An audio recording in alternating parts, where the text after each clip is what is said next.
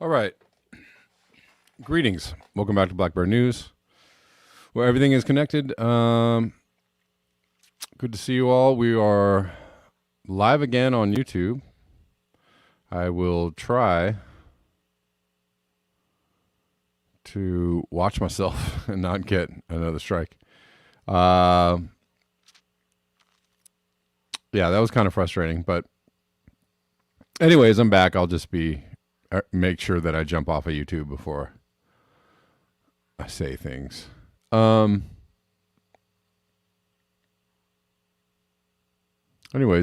we're live on YouTube, call in, and on Rockfin. Hello, YouTube people. Hello, Rockfin people. Got some Rockfinners hanging out. Juliet Nickel, how you doing? Osama, how you doing? All right. Let's get into it. Lots to cover. People like my sound. Okay. Donut empty circle. You have to be careful because I might read your chat and then I will mention the queen. Yeah.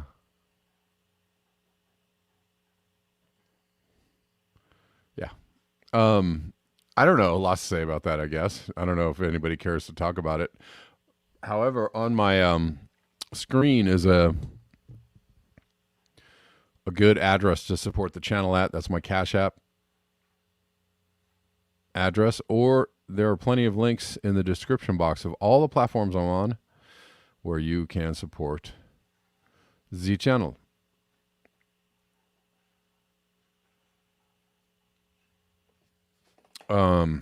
Careful whispers. Careful whispers. That's funny.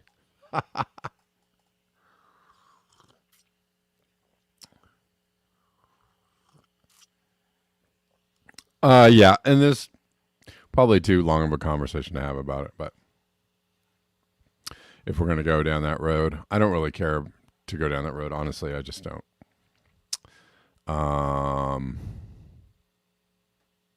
I think we all know the history, and I think we all know the rumors and the careful whispers, if you will, about the monarchy. So, who knows?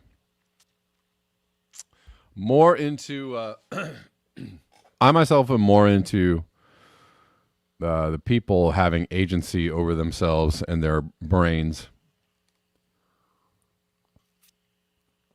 And I would like to see more of that. And that's all I have to say about that. Anyways, still warm in LA. The temperature has gone down a few degrees, but the humidity has gone up a few degrees. So it's 90 degrees in my studio and it's 50% humidity. So pretty much the same.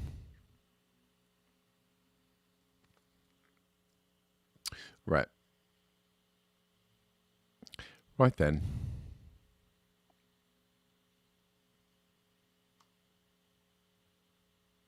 Oh my God. Did anybody see this? Well, quickly. I saw this on Facebook. A friend of mine shared this on Facebook, and let me tell you again, for the people that think that that people are going to be willing to, and maybe I'm wrong, but for the people that think that we're going to accept like an AI future and transhumanisms, I guess I don't think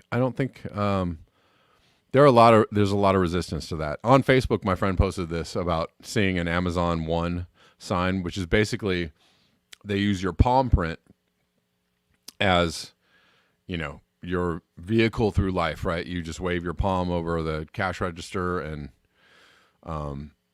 pay for your stuff. And everybody in the chat was like, nope, no way, not me, not going to do it. No way, no how. No, sir. And that's pretty much what I see when I'm on Facebook. And I see they for a while they were trying to push out these AI chatbots. Like, this is going to be great. You can have a friend to talk to, and the entire comment section was, no way, this is crazy. You guys are nuts. No, I'm not. Nowhere near that thing. No. I think there is a natural, instinctual human resistance to this, and I think that's good. In other places, though, I have heard that they are completely willing to, have your face scanned and your palm scanned and your butt scanned everywhere you go. I don't know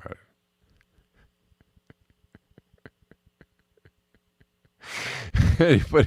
Anybody have problems getting through the butt scan machine? Why is that silly? Because I'm 12. I'm 12. All right.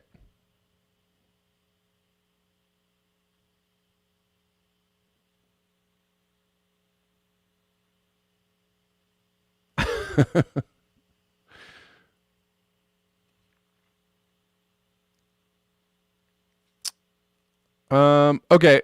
Quickly saw this. This is,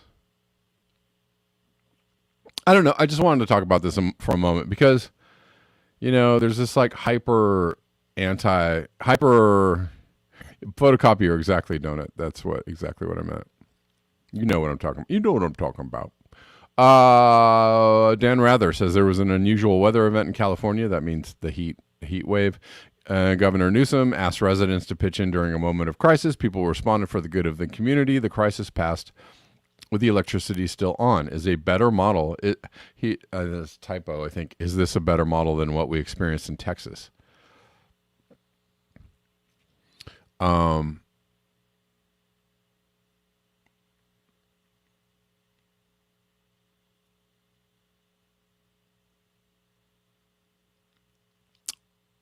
Sorry, looking at this graph, but yeah. And here was a tweet from an Arizonian politician about this. Screaming lockdown. They're controlling. We had this conversation about in Europe when it was really hot. They canceled some events, because it was hot. They didn't want people coming out and getting heat stroke and having call a bunch of ambulances. And like, that is completely reasonable. That is not unreasonable. That is not a lockdown too, by the way. That's just like, hey, for the safety of others. And, yes, I have my own. I think that those things can be overblown sometimes. I do agree. They can be overblown. But there's a reason and there's a reasonableness to it. This guy says California is now essentially imposing climate change lockdowns. They're asking residents to set thermostats to 78 degrees. Oh my God. Or higher to prevent blackouts. I know, I see, it's funny too, because I see other people talking about this, saying like, oh, they're going to force you to your smart meter and force you to have 80 degrees. And I mean, like, dude, 80 degrees is not, it's not uncomfortable. I'm sorry. I'm just seeing it from an energy use perspective. Like, you sound like a baby crying, oh, I can't set my AC to 75.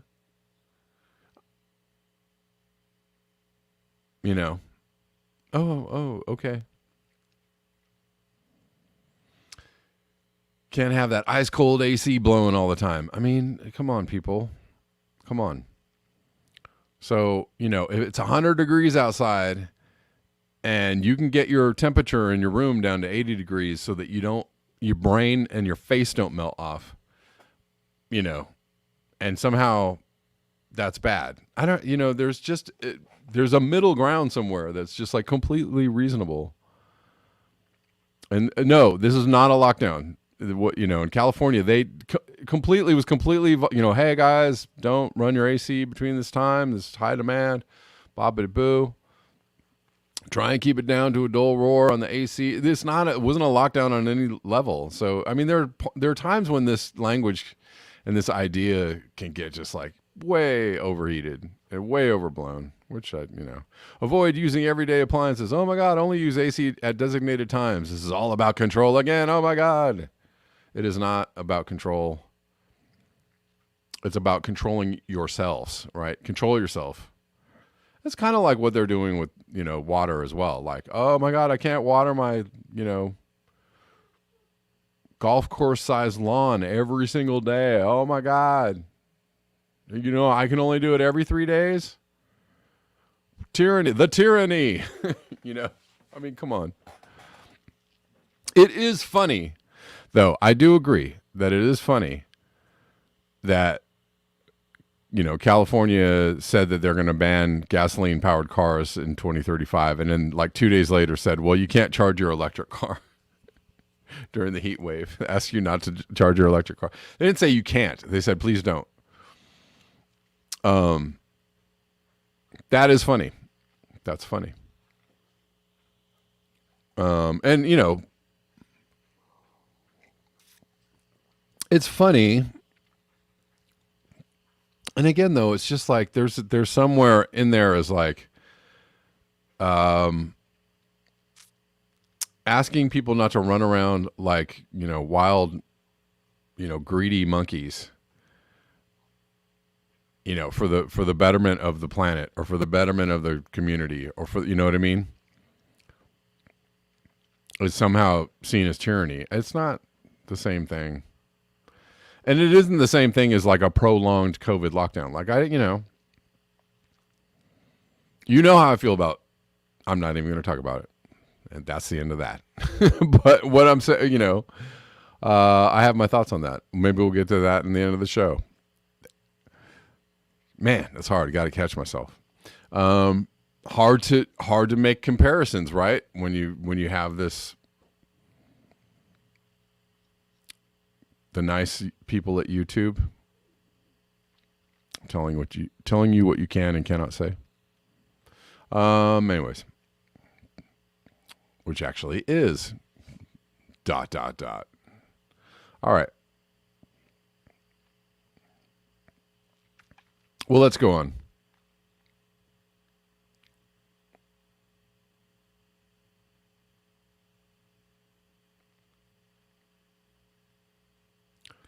So much to say, so much to cover. Who is calling? This is Greg. Greg, give me 1 second.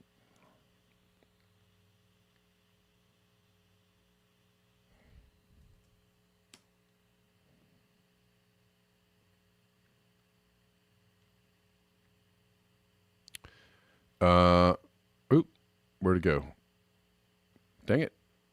What happened there? That's weird.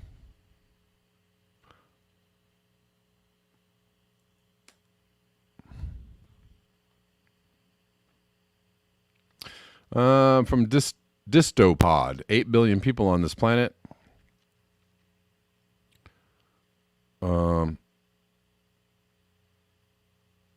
Just linking this article, how many people can Earth handle? Which is a topic of discussion among lots of people. Hold on. Let's take this call. Greg, what you got to say?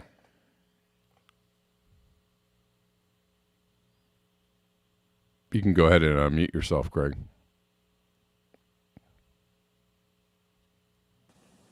Greg?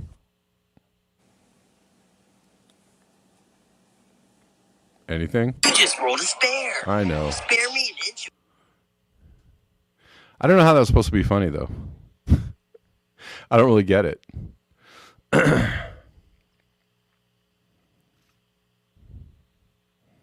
Is that... I don't know. Somebody explain to me how that's supposed to be funny.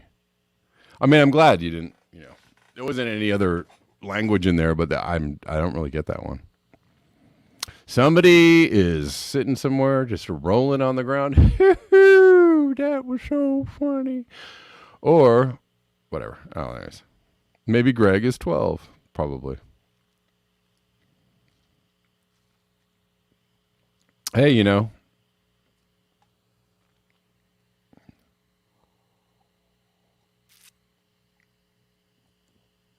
one man's Adam Sandler is another man's Rodney Dangerfield. I don't even know what that means.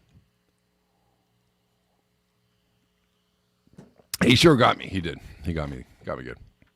Well, I'm glad somebody out there is having fun. You know, have a good time. Have a good time while you can.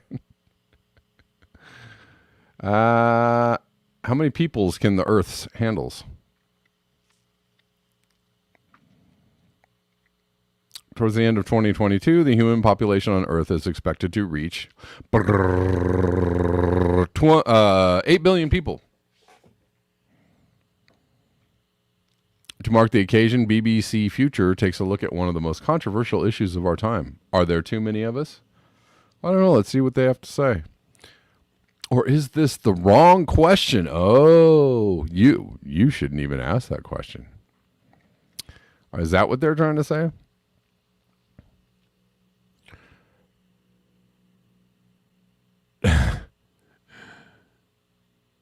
There are lunatics asking this question out there. How dare they ask this question? One moment. Oh, I don't really want to.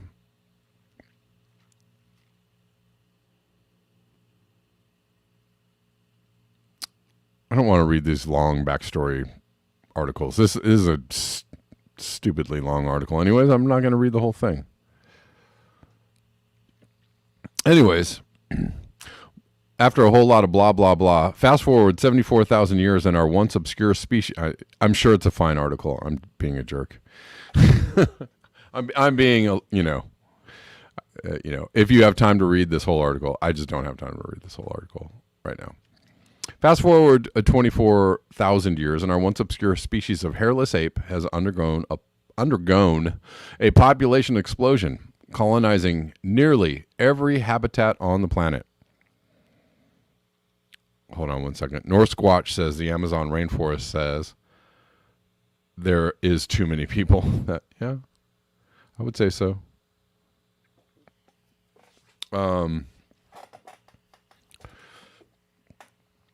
Anyways, yeah, we're inhabiting the whole planet. 2018 scientists found a plastic bag 10,898 meters below the ocean surface at the bottom of the Mariana Trench, while another team recently discovered man-made forever chemicals on Mount Everest. Also note that Mount Everest is melting. You used to have to really, you used to go up there and it was like snow and ice and, men huddled against the cold and the horizontal snow. And now you go up there and they're, people are like, where's the snow and the ice and the glaciers? And it's all melting. And now there's like human remains and poop and tools from all these brave souls that made that trek before. Yeah, now you can just, now, if you have any kind of money whatsoever, I want to go to Mount Everest, and people will be like, okay. Maybe don't. Maybe don't do that. Please don't. Please leave Mount Everest alone. No part of the world is pristine. Every lake, forest, and canyon has been touched by human activity. At the same time, our sheer numbers and ingenuity have enabled humanity to achieve feats that no other animal could dream of. Splitting atoms, sending complex equipment nearly 1 million miles to observe planets, forming in distant galaxies, and contributing to a staggering diversity of art and culture. Every day, we collectively take 4.1 billion photographs and exchange between 80 and 127 trillion words. Oh, the words. On the uncannily specific date of November 15th, 2022, the United Nations has predicted there will be 8 billion humans. Let's have a party. Up to 800,000 times as many as there were survivors of the Toba catastrophe. Toba catastrophe was something there. It was a volcano, I think, right? Yeah. Super volcano.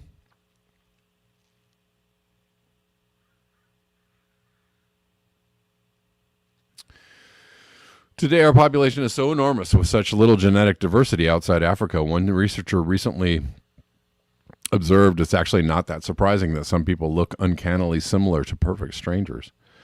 There's a limited gene pool that's constantly being recycled, and around 370,000 new opportunities in the form of babies born for these genetic coincidences to occur each day. But with humanity's expanding population has come great division. Here we go. Here's something to talk about. Some view our rising numbers as an unprecedented success story. In fact, there's an emerging school of thought that we actually need more people. Elon Musk thinks that. And I don't know. Let's have Elon Musk debate Bill Gates. I'm sure, I mean, I don't know. It could be an exercise in billionaire dumbosity, but maybe that might be interesting. Billionaire Jeff Bezos predicted a future in which our population will reach a new decimal milestone in the form of a trillion humans scattered across our solar system. All right. Jeff Bezos has big plans and announced that he's planning ways to achieve. He does have big plans. Others, meanwhile, including the British broadcaster and natural historian Sir David Attenborough, have labeled our swarming masses a plague on Earth. In this view, nearly every environmental problem we're currently facing, from climate change to biodiversity loss, water stresses, and conflicts over land, can be traced back to our rampant reproduction over the last few centuries. Back in 1994, when the global population was a mere 5.5 billion, a team of researchers from Stanford University in California calculated the ideal size of our species would be between 1.5 and 2 billion people. All right, yeah. That's not so extreme. That's not 500 million people. So the world is overpopulated currently, and what might the future hold for the global dominance of humanity? The debate over the ideal number of people on the planet is as fractured and emotionally charged as ever, but time is running out to decide which is the best direction. Well, that's great because they're actually admitting that there's some physical... I mean, you cannot deny the physics of too many people and the resulting problems that Earth is facing, right? There's a direct correlation between all the, people and loss of wildlife and, the rise of pollution and the rise of CO2 and the rise of methane and and the loss of glaciers and the loss of, there's a direct correlation, right? And so there's kind of no way to divorce that. There's no way to say like, well, it's funny because the people that are like, no way, we have plenty of resources. I'm like, are you sure that you have looked at the correct graphs when you have said these statements?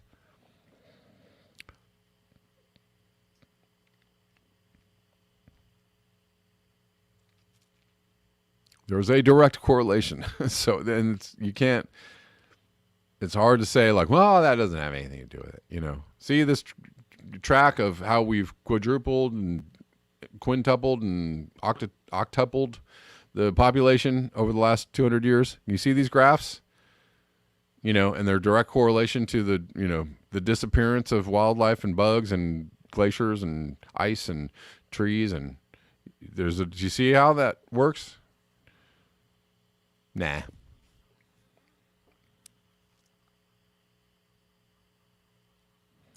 Give me 1 second, William, okay?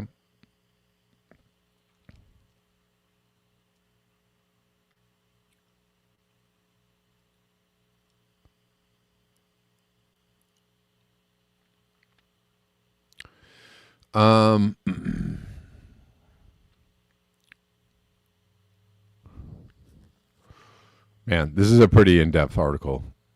I actually would like to spend more time on this, but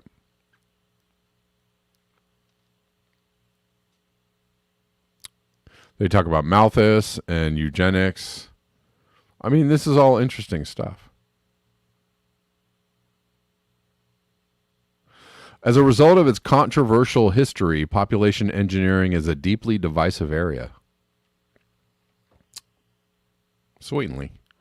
Today, any policies involving quotas or targets to increase or decrease the human population are almost universally condemned, except by a handful of extremist organizations. Wow. Wow. The risk of these incentives leading to coercion or other atrocities is seen as too great. But there's little agreement beyond this.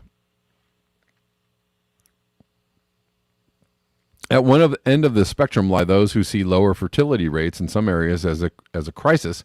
One demographer is so concerned by the localized drop in birth rate in the UK that he has suggested taxing the childless. No. Oh, my God.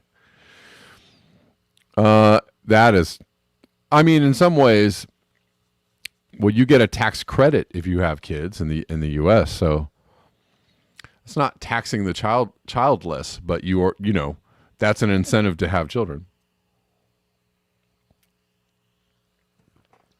As of 2019, there were 1.65 children born in the country per woman.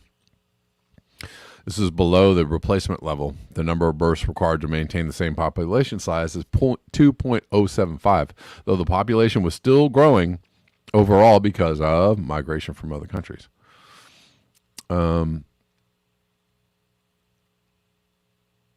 The opposing view is that slowing and eventually halting global population growth is not only eminently manageable and desirable, but it can be achieved via entirely voluntary means.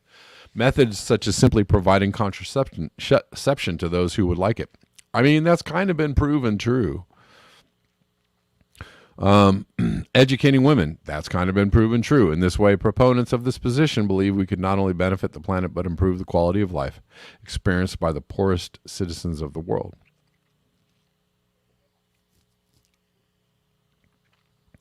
One organization that believes in this approach is the UK-based Charity Population Matters. Charity Population Matters. Which campaigns to achieve a sustainable global population. They advocate for addressing the pressures of consumerism, particularly by the developed world, placing on the planet, also highlighting the role that population size has to play in this. You know what, guys, there are some other stories that I actually need to cover today, so I think I'm going to leave this. You know what I'm going to do? I'm going to leave this here and maybe come back to it tomorrow.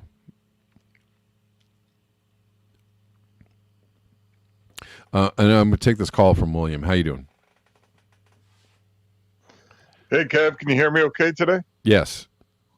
Okay. Well, I know you got another caller waiting, a lot of things you want to cover.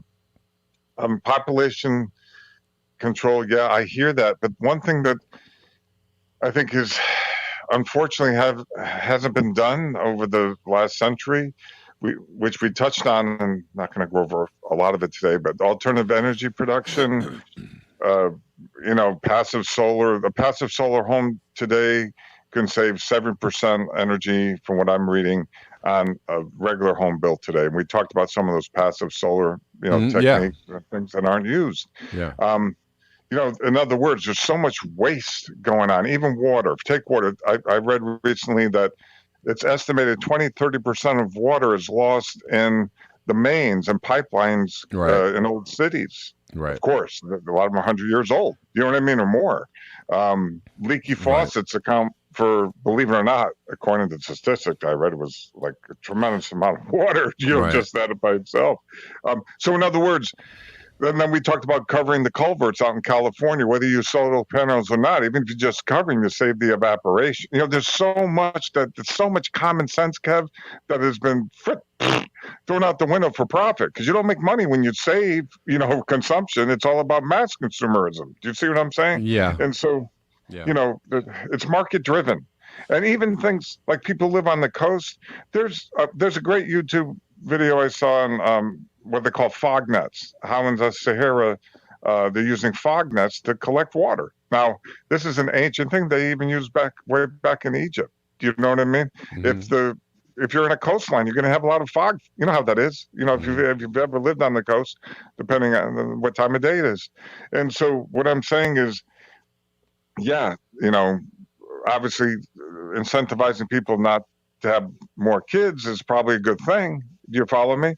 And yet, there's many aspects to this equation, and most of which are ignored because mass consumerism creates more profits. Do you see what I'm getting at? And it's Oh, just sure. Well, nowhere. there is a quotient in there. I think the in the capitalist growth paradigm type thing is that Right. if you shrink your customer base, then you're shrinking the opportunity for sales or for profit or growth of your profit. So it almost runs counter to the capitalist mindset, right? Like Exactly. you don't Exactly. That's the problem. yeah, yeah. Well, All right. thank you for the call, William. I appreciate it. Good talking to you. Yeah, Thanks man. for taking it. Yeah. North, how you doing? Oh, hold on. Let me Hey, man. Hey. I just wanted to say that I think Elon Musk is an idiot when he talks about this issue, population collapse. His arguments for it make no sense. Where he thinks like the less people there are, then we'll have less people to make more babies, and that will Right. just keep domino affecting. It's like people used to have 12 children, dude. Like we Right. can make a lot of babies real quick if we need to. I don't think we're at any risk of population collapse ever. Right. And yeah, I think we should start paying people not to have kids. I think you should get a tax credit for not having I kids. agree. I agree with you. I totally agree with you. And I think the only people that are against that are one, either religious people that think like the whole go forth and be fruitful ideology is commanded by God, and then there's other people who I just they have the historical kind of implication examples of population control in their head that were like draconian and really fucked up. Mm-hmm. But then the last group I would say that are against it are the ones that think like that guy that was talking about England, whereas like we need to make sure that people in England have more babies. It's, I would bet $1 million that that guy is doing it because he thinks there needs to be more English people as opposed to importing people. It's like Mm-hmm. this kind of like we need to preserve the English culture Oh, sure. / white culture. Right.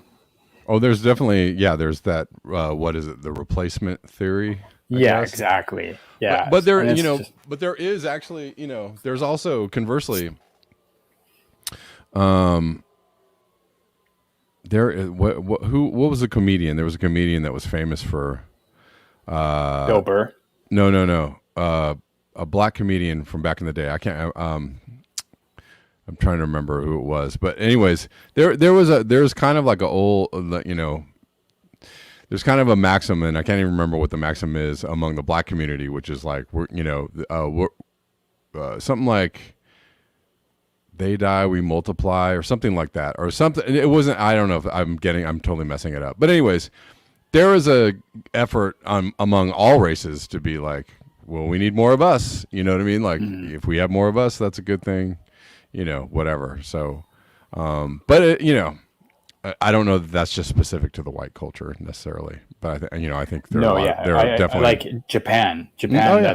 That's its biggest problem is like its population is going down, which I don't even consider a bad thing if it's managed properly. But they could very easily boost their population if they just allowed a lot more immigration, and that's a cultural problem with them is that they have this idea that the Japanese people are special and that they need to Yeah. Oh, yeah. preserve that. Sure. And China, I mean, every culture is very, race centric, I guess. Every culture wants to protect its, itself, I guess, from other genes or other people, or are always the best way. But yeah. I don't know. I think it's also like almost reptilian, for people in general, all people. When you say, "Oh, we need to have some population control," or we need to somehow manage the population. Like there's an instinctive kind of reaction of like, no, oh, no way. No, you're not, you're not going to, because it's just such a, the survival instinct, the procreation instinct is so strong. Right. I think that's just something that we do. But also, another thing is that back in the day when people had 12 kids or 6 kids or whatever, it's like you had 12 kids because you knew that, 6 or 8 of them were going to make it to adulthood. And, so there was a natural attrition right? Like life itself, just living was hard. And so, yeah. You needed those 6 or 8 kids to work on the farm, right? Because there wasn't any other people around to work on the farm. Exactly. But now we have robots. We have drones that do all the farming, and that's another thing that I think would be a bonus about reducing the population. Like if you saw the huge population drop that happened after the Black Plague in Europe, everybody's wages went up after that because the barons couldn't find people to work, and so they had to like incentivize people to come work. I think if there's less people, especially if we have robots doing a large percentage of the jobs, then these people become more valuable the less of them there are. So I just think by having aren't we seeing that now play out like right this moment where there's a labor shortage, right? Staffing shortage in a lot of companies. And there's for various reasons, right? I won't go into all the reasons, but because there's a labor shortage, like companies actually have to compete to get, because there are fewer workers out there, and they're trying to staff, or they're trying to function with a skeleton crew. Yeah. Right. And we don't die, we multiply. Thank you. Human loves solidarity. Thank you for, I couldn't remember exactly how it went. So yeah. Okay. Thank you. Yeah. So there's a general labor shortage. So you're going to want to compensate people and make sure you treat people well, right? Financially or whatever, give people incentives to come work for you because my conspiracy theory would be that like a person like Elon Musk would be worried about population reducing because he benefits from so much cheap labor. In like Africa for all the mining of the minerals that he uses for his cars. And again, conspiracy theory, but I feel like these guys are aiming for a Elysium type future. Oh, definitely. Where they have their pleasure spacecraft out there, and we're all working for peanuts back on the ruined planet that they escaped. Yep. I totally think that's what they're trying to do, right? We'll be so filthy rich. We will live in another. There will be a new, like a caste system, right, among humans. Yeah. There'll be the wealthy transhuman, whatever, demigods or whatever, and then there'll just be the poor plebes out there scraping around for the leftovers. All right, man, I got to let you go. I'm going to cover a couple more stories before I get out of here. But thanks, North. All right.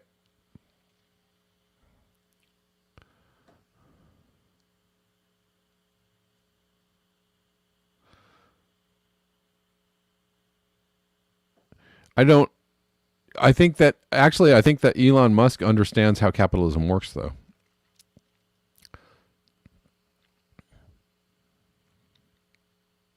I don't know that necessarily the people that want, the Bill Gates or other people are like,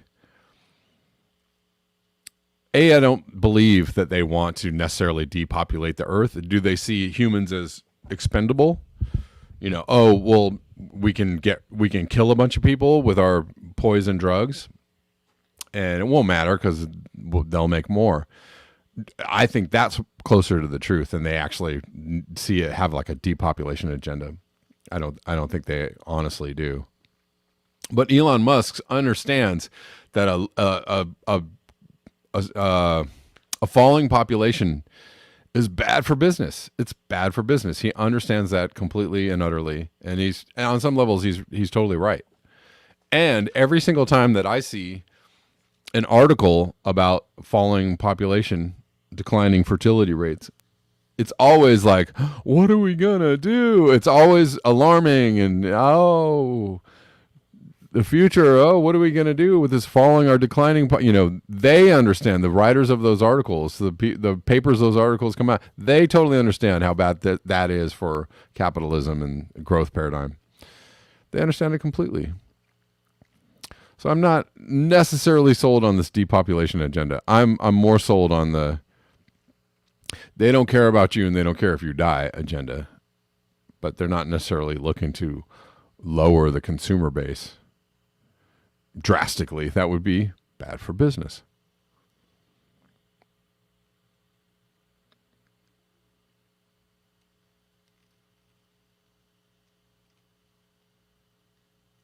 Let's get to I'm gonna have to cover a whole bunch of things tomorrow that I didn't cover today. Well, we're going to talk about some tipping points. Tipping points. Fantoma sent me this. 4 major climate tipping points close to triggering. Let's find out about this. And the AP. And, it's just another variation on several articles I've read in the past. Even if the world somehow manages to limit future warming to the strictest international temperature goal, 4 Earth-changing climate tipping points are still likely to be triggered, with a lot more looming as the planet heats more after that, a new study said. The latent heat effect. An international team of scientists looked at 16 climate tipping points when a warming side effect is irreversible, self-perpetuating, and major, and calculated rough temperature thresholds at which they are triggered. None of them are considered likely at current temperatures, though a few are possible. But with only a few more tenths of a degree warming from now at 1.5, the guardrail we must not pass. Warming since pre-industrial times, 4 move into the likely range, according to a study in Thursday's journal Science. The study said slow but irreversible collapse of Greenland and West Antarctic ice sheets, more immediate loss of tropical coral reefs around the globe, and thawing of high northern permafrost that releases massive amounts of greenhouse gases trapped in now frozen land are 4 significant tipping points. So, as I see it, all of those things are already happening. And they're trying to make you think they're in the future. But they're not. I don't know if they're going to let you know in this article. We'll find out that they are already happening. All of those things are already going on. All of those things have already been set in motion, these irreversible tipping points. So good luck, everyone.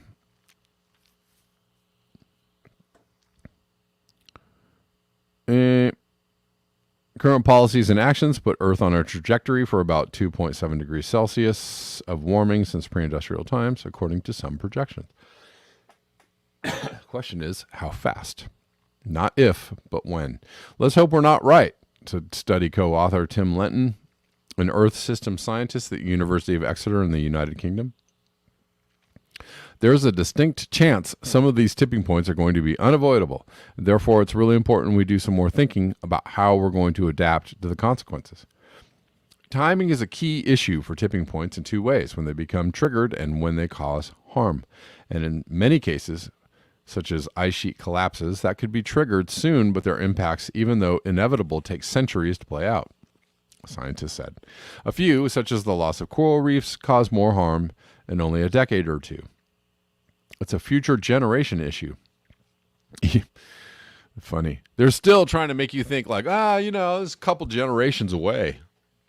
Even though massive flooding everywhere, massive droughts everywhere, losing all our aquifers, losing, losing all our ice sheets. It's happening right now, but they're in this article. They're like, yeah, could get bad for your grandchildren or great grandchildren. Yeah, these timelines are just really bad. Really bad.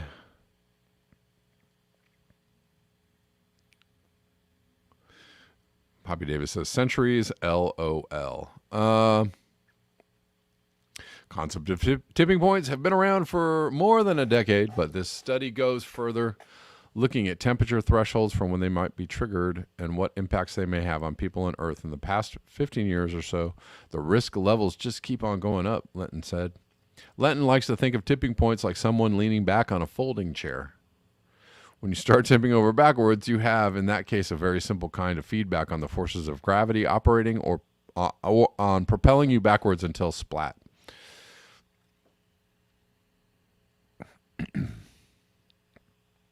Study co-author Johann Rockström, director of Potsdam Institute for Climate Impact Research in Germany, likened it to someone lighting a fuse on a bomb, and then the fuse will burn up until the Big Bang, and the Big Bang may be further down the line. While the ice sheets with several meters or yards of potential sea rise can reshape coastlines over centuries, Rockström said, to him, the loss of coral reefs is the biggest concern because of the immediate impacts on human livelihoods. Hundreds of millions of people, especially poorer tropical area residents, depend on fisheries linked to the coral reefs. With just a few more tenths of a degree, new tipping points become more possible and even likely. That includes a slowdown of northern polar ocean circulation that can ripple into dramatic weather changes, especially in Europe, loss of certain areas of Arctic sea ice. So nobody's talking about, well, if the weather gets real crazy, we can't really grow food anymore. Not talking about that. Can we call that another tipping point? Sure. Let's call it a tipping point.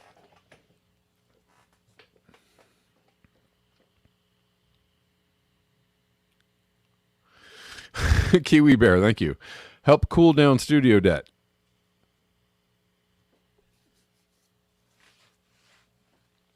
Studio's debt. Thank you, Kiwi Bear, for posting that. Do I look hot? Yes, it's hot. It's pretty warm.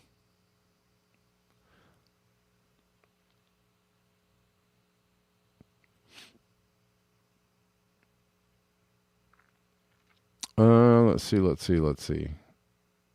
Even if we do hit some of these tipping points, it will still lock in really substantial impacts we want to avoid, but it doesn't trigger some sort of runaway climate change process. No. Doesn't do that. Okay. That's not the case at 1.5 degrees. And that means that how much further warming occurs beyond 1.5 is still mostly within our power to affect. I mean, I don't know about that.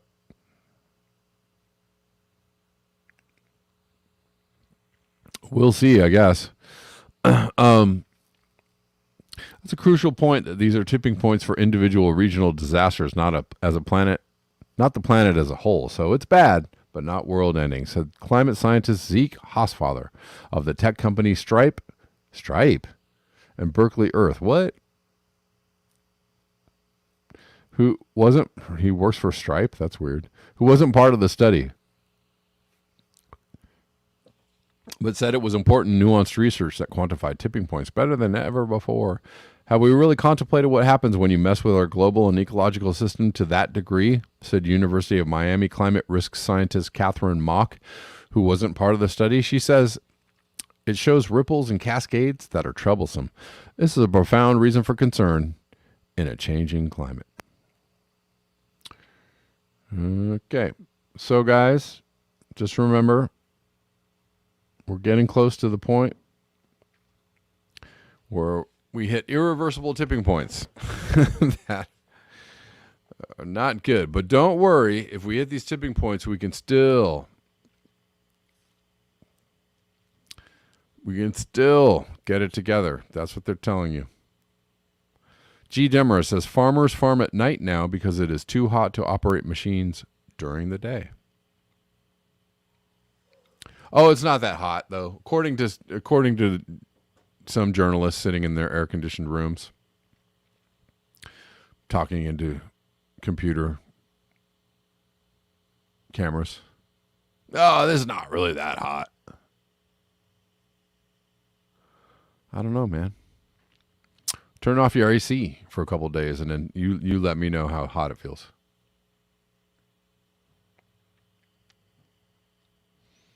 Oh, lastly, let's see. From Common Dreams, we're going to talk about this.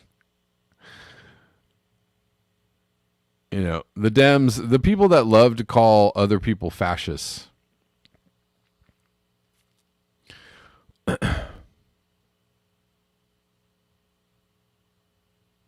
Abhorrent and anti-democratic outrage as DNC panel blocks vote on dark money ban.